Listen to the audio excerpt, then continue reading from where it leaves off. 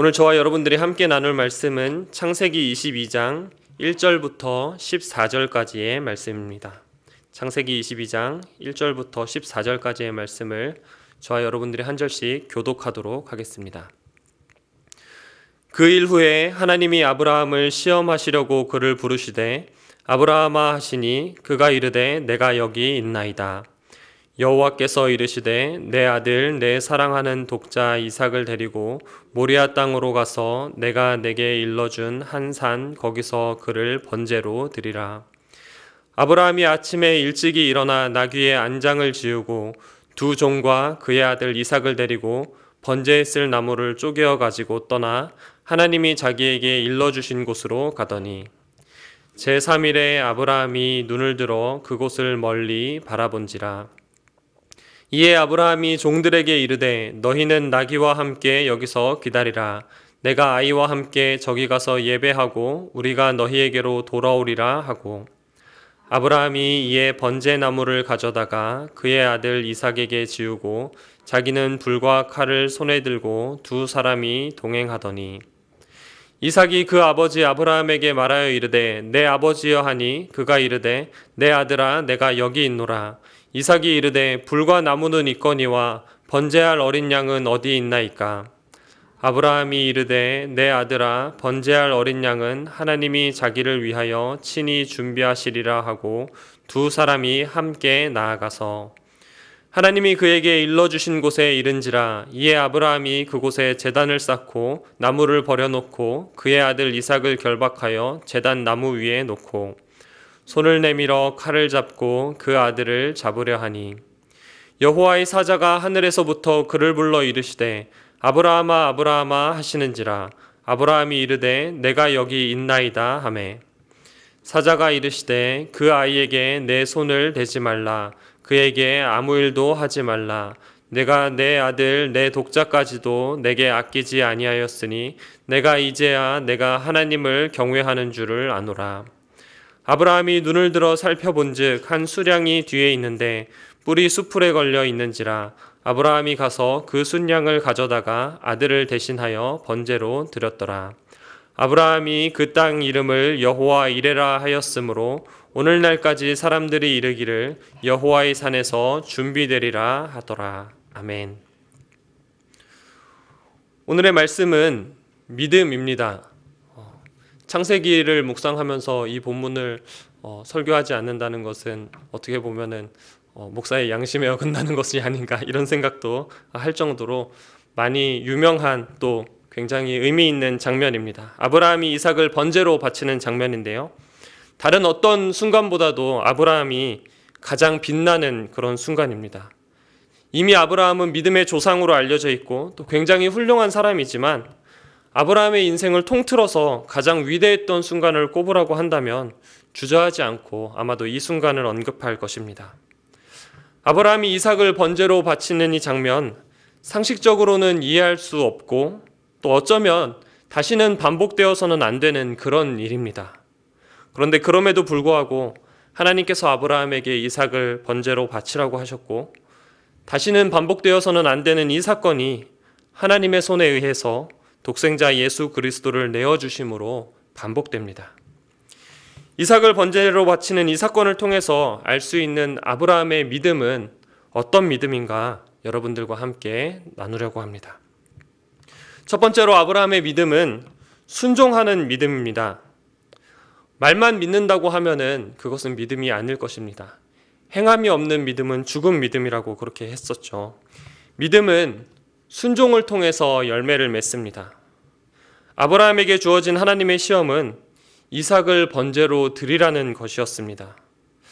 하나님께서 참 너무하신 것 같습니다. 어떻게 이런 걸 시험이라고, 시험 문제로 치자면 너무나 난이도가 높은, 어쩌면 이런 문제를 시험으로 내는 출제자가 의심스러운 그런 시험이었습니다. 그런데 하나님께서 뭘 모르고 그냥 툭 던져준 시험이 아닙니다. 오늘 본문 2절을 같이 보시면요. 여호와께서 이르시되 내 아들 내 사랑하는 독자 이삭을 데리고 모리아 땅으로 가서 내가 내게 일러준 한 산 거기서 그를 번제로 드리라. 2절 본문을 보면 아시겠지만 너무나 명확하게 하나님께서 지시하십니다.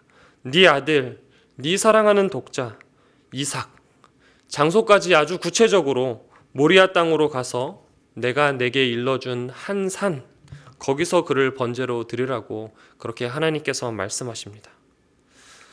하나님께서 낸 시험의 내용도 굉장히 황당하지만 아브라함도 대단합니다. 저도 한번 생각해 보았습니다. 과연 이런 시험을 감당할 수 있을까? 하나님께서 명하시면 그 어떤 것이라도 다 순종할 수 있을까? 그렇지는 않을 것 같습니다. 물론 마음만은 목사로서 하나님께서 말씀하시면 어디든지 가겠습니다. 순종하겠습니다. 그런 마음이 있지만 아들을 내게 바쳐라. 이런 하나님의 말씀을 들었을 때에는 이건 하나님의 말씀이 아니야 라고 부정할 것 같습니다. 그런데 아브라함은 정말 대단한 것 같습니다. 하나님께서 아브라함에게 강제로 시키지도 않았습니다. 시험을 주시기는 했지만 이 시험에 순응하느냐 마느냐는 아브라함에게 맡겼습니다. 그런데 아브라함이 하는 행동이 오늘 본문 3절에 나와 있습니다. 오늘 본문 3절입니다. 아브라함이 아침에 일찍이 일어나 나귀의 안장을 지우고 두 종과 그의 아들 이삭을 데리고 번제에 쓸 나무를 쪼개어 가지고 떠나 하나님이 자기에게 일러주신 곳으로 가더니, 아마도 밤에 하나님께서 아브라함에게 말씀하신 것 같습니다. 이삭을 번제로 드리라. 그러니까 아브라함이 아침에 일찍이 일어나 이렇게 표현하고 있습니다. 아들을 번제로 바치러 가는데 아내하고 상의를 했을까요? 안 했을까요? 네. 아마도 안 했을 것 같습니다. 아내하고 상의를 했다면 이런 일이 불가능하겠죠. 이삭 본인도 자기가 번제물인 줄 모르고 가고 있습니다. 그런데 아브라함의 순종을 보여주는 대목이 바로 그 다음 내용입니다. 번제에 쓸 나무를 쪼개어 가지고 떠나. 이게 그냥 아브라함이 나무를 준비했구나 이렇게 생각할 수도 있는데, 생각해보면 아브라함에게는 종이 있었습니다. 종을 통해서 나무를 준비해도 되는 그런 상황이었습니다. 그리고 우리가 잘 알다시피 번제는 이게 상상하기 조금 끔찍하지만 태우는 거잖아요. 대충 이삭의 나이를 생각해 보면은 아마도 한 15살 청소년 정도 되었을 것입니다. 그러면은 그 사람 하나 태우기 위해서 나무가 얼마나 필요했을까요? 모르긴 몰라도 정말 많은 양의 나무가 필요했을 것입니다. 그리고 사실 아브라함의 상황을 생각해 보면 굳이 여기서 나무를 준비하지 않아도 됩니다. 살렘 왕 멜기세덱하고 친분이 있는 아브라함이기 때문에 예루살렘에서 나무를 사도 되고 종들을 시켜서 모리아산에서 장만을 해도 괜찮습니다. 그런데 오늘 본문에서는 아브라함이 직접 나무를 쪼개어 가지고 가는 모습을 기록하고 있습니다. 아브라함이 왜 굳이 이렇게 하느냐? 하나님의 말씀 앞에 순종하는 것입니다. 나무와 번제에 필요한 불과 칼을 모두 준비하면서 하나님의 말씀에 순종하겠다는 그 의지를 보여준 것입니다. 아브라함이 보여주는 믿음, 바로 순종하는 믿음입니다. 믿음은 순종입니다. 믿음이 있어야 순종을 할 수 있을까요? 아니면 순종을 하면서 믿음이 자랄까요? 네, 둘 모두일 것 같습니다. 저는 저와 여러분들이 순종하는 믿음을 가지시기를 우리 주님의 이름으로 축복합니다. 아멘.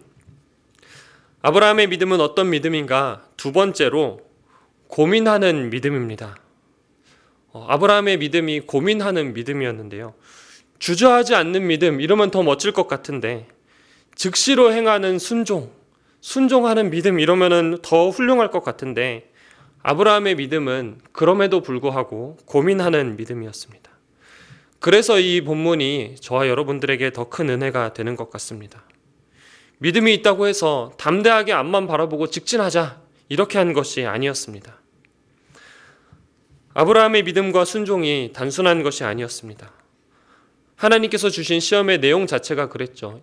아들을 번제로 바치라고 하는데 고민하지 않을 사람이 어디에 있겠습니까? 오히려 이것을 거절하지 않고 고민하는 게 더, 아들을 번제로 바치라고 하는데 고민한다는 것이 더 이상할 수도 있습니다. 아브라함도 고민이 되었습니다. 오늘 본문에서 아브라함이 고민했다는 내용이 나오지는 않습니다. 그러나 오늘 본문 4절을 보시면 제3일에 아브라함이 눈을 들어 그곳을 멀리 바라본지라. 아브라함이 브엘사바에서 모리아산까지 가는데 3일이 걸렸습니다. 그동안 아브라함의 마음이 어땠을까요? 기본적으로 아들을 죽여야 하는 아버지의 마음, 그 마음이 과연 상상이나 되겠습니까? 정상적인 부모라면 생각할 수도 없는 그런 상황입니다. 게다가 이삭을 생각해 보면 100살에 낳은 아들이고 그 자리에서 즉각 번제로 드리는 것도 아니고 3일 동안 나란히 함께 길을 가는 것입니다. 같이 먹고 같이 마시고 누워 자기를 반복한 후에 그 다음에 아들에게 손을 대야 하는 그런 상황이었습니다. 아브라함이 겪었을 그 마음의 고통은 말로 표현할 수 없었을 것입니다. 그런데 이삭의 죽음도 그렇지만 하나님께서 아브라함에게 약속한 언약의 내용이 있었습니다. 늙은 자신과 사라 사이에서 태어날 아들을 통해 큰 민족을 만들어 주시겠다고 하셨는데 이삭이 죽으면 하나님의 약속은 과연 어떻게 되는 것인가? 아브라함이 이런 고민을 했었을 것입니다. 도대체 하나님께서 왜 나에게 이런 요구를 하시는 것일까? 아브라함이 이삭을 번제로 바치러 가는 그 길에 사람이 4명이 있었습니다. 아브라함과 이삭과 2 소년이 있었습니다. 그런데 무슨 대화가 오고 갔는지, 무슨 일이 있었는지 아무것도 기록하지 않습니다. 3일 만에 아브라함이 한 1000마리, 바로 오늘 본문 5절 본문입니다. 이에 아브라함이 종들에게 이르되 너희는 나귀와 함께 여기서 기다리라. 내가 아이와 함께 저기 가서 예배하고 우리가 너희에게로 돌아오리라 하고. 아멘. 아들 이삭을 번제로 바치는 아브라함의 순종, 굉장히 기괴한 모습인데요. 오늘 본문에 나타난 이 아브라함의 한마디가 아브라함의 믿음을 그대로 보여줍니다. 3일 동안 고민하고 고민하던 아브라함이 드디어 입을 열어서 종들에게 하는 말이 바로 이것입니다. 너희는 나귀와 함께 여기서 기다리라. 그 다음에 아브라함이 한 말입니다. 내가 아이와 함께 저기 가서 예배하고 누가 돌아오느냐? 우리가 너희에게로 돌아오리라 하고. 이삭을 번제로 바치면 혼자 돌아와야죠. 그런데 우리가 돌아오겠다고 그렇게 말씀하고 있습니다. 이삭과 함께 하나님을 예배하고 이삭과 함께 돌아오겠다고 말합니다.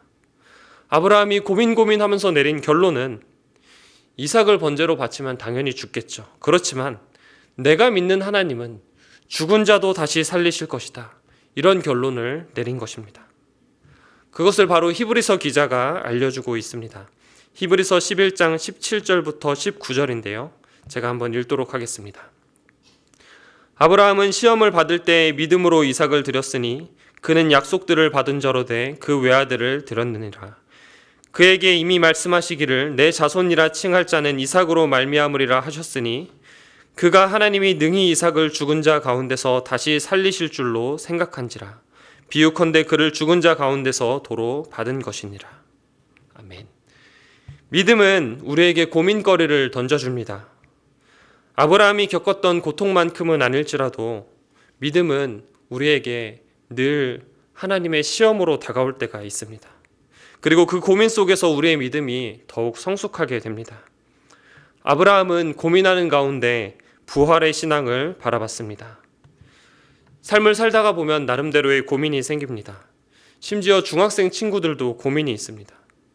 특히 나의 고민이 신앙적인 것과 맞물리게 된다면 이건 도대체 뭐지 하는 의문이 찾아오기도 합니다. 하나님께서 내 삶 가운데 정말 얼토당토 않은 그런 일들을 행하셨구나 하는 그런 상황이 찾아올 때도 있습니다. 그때 저와 여러분들이 고민은 할지언정 믿음이 흔들리지는 않기를 바랍니다. 고민을 통해서 크신 하나님을 바라보기를 소원합니다. 이삭을 죽은 자 가운데서 다시 살리실 줄로 생각한 아브라함처럼 내 삶 가운데 크고 놀라운 일을 행하실 하나님의 능력을 신뢰하는 그러한 저와 여러분들 되시기를 우리 주님의 이름으로 축복합니다. 아멘. 오늘 본문에 나타난 아브라함의 믿음은 무엇인가? 마지막 3번째로 아브라함의 믿음은 예수님을 바라보는 믿음이었습니다. 믿음이라는 게 당연히 예수님을 바라보는 믿음이죠. 그런데 오늘 본문에 예수님은 등장하지 않습니다. 그런데 성경을 살펴보면 오늘 본문에 나온 아브라함의 믿음이 예수님을 바라보는 믿음임을 알 수가 있습니다. 우리가 잘 알다시피 아브라함은 하나님의 시험을 통과합니다. 자신을 당황스럽게 하는 아들의 질문에도 아랑곳하지 않고 불과 나무는 있는데 번제할 어린 양은 어디에 있습니까? 눈치 없이 이삭이 그런 질문을 해도 기어코 모리아산에 가서 이삭을 잡으려고 합니다. 그리고 여호와의 사자가 아브라함을 부릅니다. 아브라함아, 아브라함아. 오늘 본문 12절입니다. 그 아이에게 내 손을 대지 말라. 그에게 아무 일도 하지 말라. 네가 내 아들, 네 독자까지도 내게 아끼지 아니하였으니 내가 이제야 네가 하나님을 경외하는 줄을 아노라. 아멘. 하나님의 모든 시험이 끝났습니다. 아브라함이 진짜로 하나님을 경외하는 줄 이제야 확실해졌습니다. 그런데 그 뒤에 우리가 주목해야 할 내용이 있습니다. 오늘 본문 13절인데요. 13절 함께 보시겠습니다. 아브라함이 눈을 들어 살펴본즉 한 수량이 뒤에 있는데 뿔이 수풀에 걸려 있는지라 아브라함이 가서 그 수량을 가져다가 아들을 대신하여 번제로 드렸더라. 아멘. 아브라함이 시험에 합격하고 하나님이 이삭을 대신할 희생양을 보여주십니다. 바로 이 희생양을 보면서 아브라함은 예수님을 바라봤습니다. 이 순양이 나타난 타이밍이 아주 절묘합니다. 수량이 조금만 일찍 발견됐으면 아브라함이 하나님의 시험에 합격하지 못했을 수도 있습니다. 아브라함이 보니까 수량이 있네? 그러면 이삭을 안 잡아도 되겠다. 이 수량으로 번제하면 되겠다. 이렇게 그냥 쉽게 생각했을 수도 있습니다. 만약에 반대로 조금만 늦게 발견됐으면 아브라함은 천사가 말리기도 전에 이삭을 살해했을지도 모릅니다. 하나님께서 절묘한 타이밍에 아브라함에게 이 수량을 보여주십니다. 요한복음을 살펴보면 이 사건에 대해서 조금 더 분명하게 알 수가 있습니다. 요한복음 8장 56절에서 58절인데요.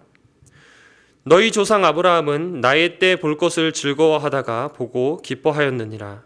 유대인들이 이르되 네가 아직 50세도 못 되었는데 아브라함을 보았느냐. 예수께서 이르시되 진실로 진실로 너희에게 이르노니 아브라함이 나기 전부터 내가 있느니라 하시니. 아멘. 너희 조상 아브라함은 나의 때 볼 것을 즐거워하다가 보고 기뻐하였느니라.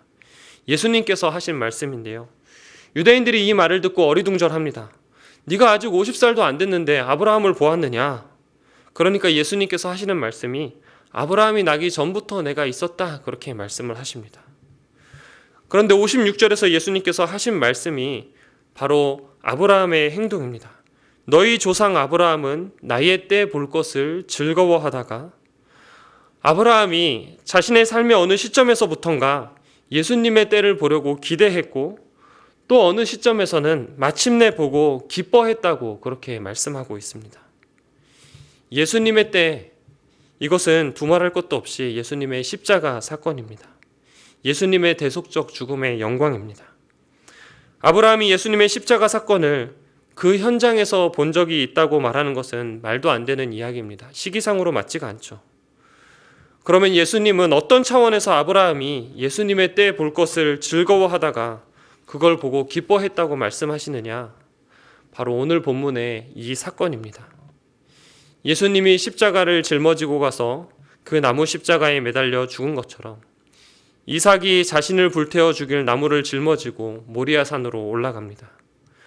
그리고 이삭을 대신해서 죽을 순양이 공교롭게도 나무에 매달려 있었고 아브라함이 이 순양을 이삭을 대신해서 번제로 드리는 이 과정을 통해서 아브라함은 예수님의 때 십자가 사건을 간접적으로나마 눈으로 바라보았다고 그렇게 기록하는 것입니다. 아브라함의 믿음은 예수님을 바라보는 믿음이었습니다. 오늘 본문 14절에서 아브라함이 이 사실을 분명히 이야기합니다. 오늘 본문 14절입니다. 아브라함이 그 땅 이름을 여호와 이레라 하였으므로 오늘날까지 사람들이 이르기를 여호와의 산에서 준비되리라 하더라. 아멘. 여호와 이레, 여호와의 산에서 준비되리라, 이러한 뜻인데요. 여호와의 산에서 준비되리라. 오늘 본문에 나온 이 부분을 원어의 원문을 그대로 직역해서 해석을 하면은 그날의 여호와의 산에서 그가 나타나다입니다. 그날의 여호와의 산에서 그가 나타나다. 하나님께서 나타나셨다. 아브라함이 그렇게 소리친 것입니다. 창세기 22장에 하나님께서 나타나신 장면은 아무데도 없습니다. 하나님도 모습을 드러내지 않고 여호와의 천사도 모습을 드러내지 않고 음성만 들려주고 있습니다. 아브라함과 이삭에게 눈으로 볼 수 있게 보여준 것은 나무에 걸린 수량밖에 없었습니다. 이걸 보면서 아브라함은 그날의 여호와의 산에서 그가 나타나셨다 이렇게 고백하는 것입니다. 아브라함의 믿음은 예수님을 바라보는 믿음입니다. 예수님께서 하신 말씀, 너희 조상 아브라함은 나의 때 볼 것을 즐거워하다가 보고 기뻐하였느니라. 아브라함은 나무를 짊어지고 죽음을 향해 걸어가는 이삭과 나무에 매달린 희생양을 통해서 예수님의 대속적 죽음을 미리 보고 그 의미를 충분히 인식하면서 즐거워했던 것입니다. 믿음은 예수님을 바라보는 것입니다. 내가 원하는 어떤 현실적인 대안을 요구하고 그것이 이루어지기를 바라는 것이 아닙니다. 믿음은 오직 주님만을 바라보는 것입니다. 오직 예수, 이 한 단어가 오늘도 우리의 삶 가운데 울리기를 소원합니다. 아멘. 말씀 정리합니다. 오늘의 말씀은 믿음입니다. 아브라함의 믿음을 살펴봤는데요. 먼저는 순종하는 믿음입니다. 순종이라는 것이 참 쉽지가 않죠. 그렇지만 믿음은 순종함을 통해서 아름다운 열매를 맺습니다. 또 믿음은 순종하지만 고민하는 가운데서 성숙합니다. 맹목적인 순종보다는 고민하는 믿음이 더욱 진실된 믿음일 것입니다. 그렇지만 결코 그 고민 속에서도 흔들리지 않는 믿음을 가지기 바랍니다. 그리고 무엇보다 예수 그리스도를 바라보는 믿음을 가지기를 바랍니다. 앞서 언급했던 것처럼 오직 예수, 이 이름이 오늘 하루도 저와 여러분들의 삶 가운데에 메아리처럼 울리기를 우리 주님의 이름으로 축원드립니다. 아멘. 우리 함께 나는 믿네 찬양하시면서 기도의 자리로 나아가도록 하겠습니다.